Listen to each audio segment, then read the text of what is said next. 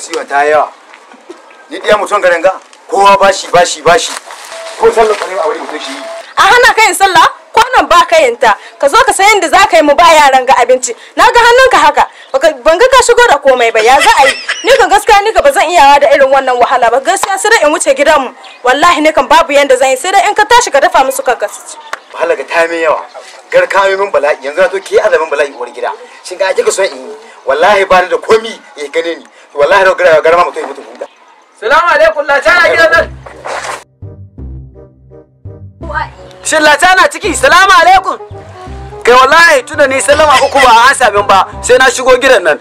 In shari'a ta kama da lahin na shigo gidanka ta kama kai da lahin ka ci bashi da. Ya kai. Ya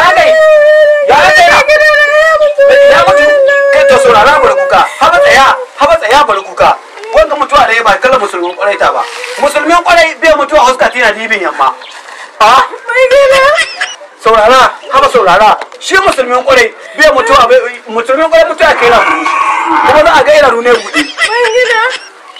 Kai wallahi ina ta baka mutuwa sai ka biya ni bashi. Wallahi ina ta sai ka biya ni bashi.